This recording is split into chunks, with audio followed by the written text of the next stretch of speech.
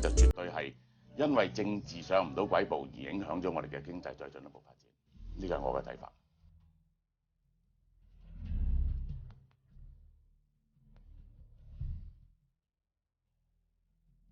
我叫蕭若元啦，1949年出世，香港大學畢業讀歷史嘅，做過新聞報導啊，一路都係有做生意，因為政治上嘅無能，於是就令到香港嘅經濟就係唔能夠高度發展。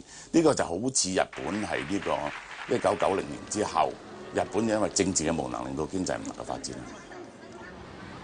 因為世界歷史嘅教訓就係，如果唔能夠提供一個相當有效率嘅政府嘅話咧，個經濟係冇辦法發展嘅。又或者個政局係大亂嘅話，經濟係會崩潰嘅。咁你可以咁講係海生死有關。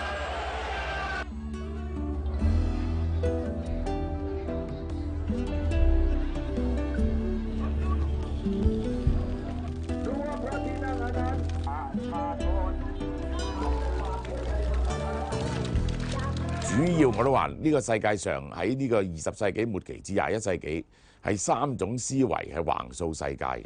其一種就係民主，一種就係呢一個和平主義，覺得唔能夠用打仗嚟解決紛爭。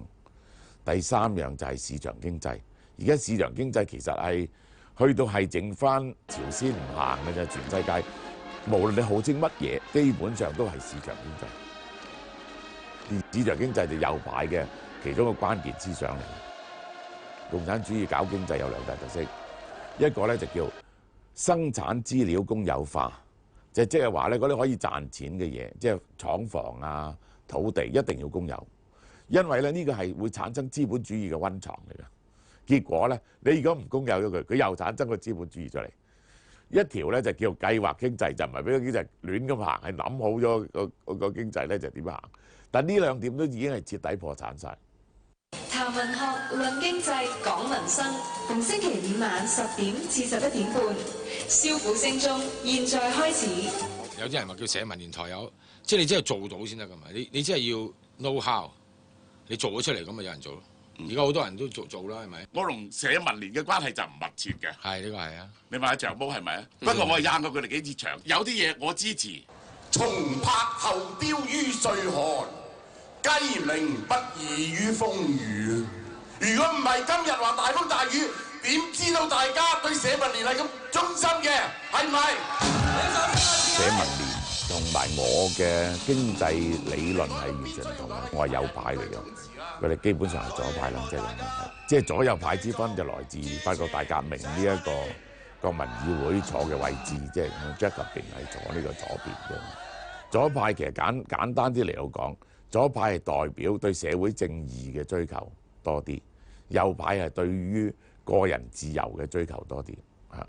咁但係呢一個唔重要啊嘛，因為即係社民連係唔會執政啊嘛，而家即係佢嘅經濟理念咧係毫無重要性嘅，因為嗰個制度嘅不公義，所以你需要作出一啲體制以外嘅抗爭。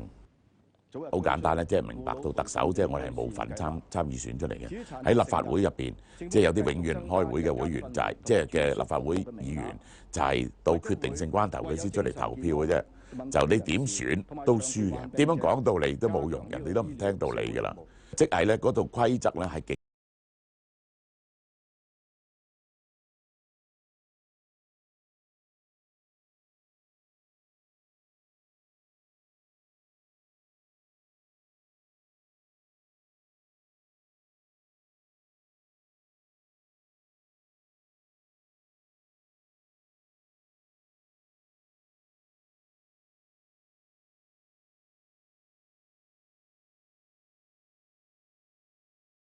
乜人賺到錢嘅？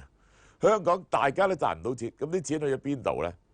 就去晒資產升值嗰度，因為生意賺唔到錢啦。嗰啲錢咧就大家去 bid 嗰陣時咧，就係使個租值啊，用租值去 bid，就於是將嗰啲錢咧就俾晒原本持有資產嗰啲人，個租值咧係於是咧就不停上升。原本有資產嗰啲人咪有錢好多咯。咁呢個正係點解香港貧富懸殊越嚟越犀利嘅原因。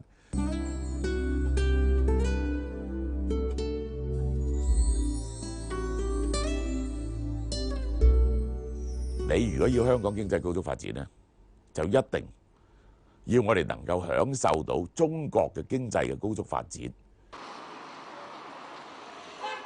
點樣可以享受到中國嘅經濟高速發展呢？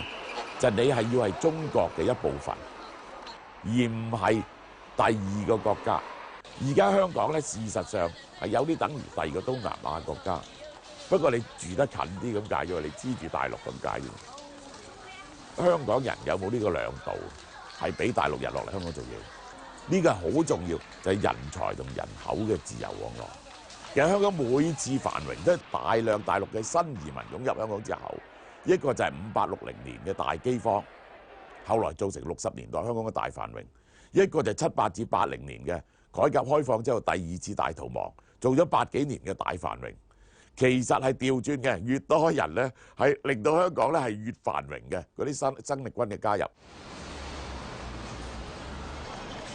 唔係你融入所應該融入嘅。分離所應該分離，即係你要係喺人口同埋商品來往方面係徹底融入。你係維護香港嘅價值，嗰個係令到香港特殊嘅地方，即係法治啊、自由啊，即係呢啲民主啊，呢啲係香港嘅價值觀念啊嘛。咁於是你有其獨特性，又係大陸嘅一部分，咁啊兩邊贏晒咯，你明唔明啊？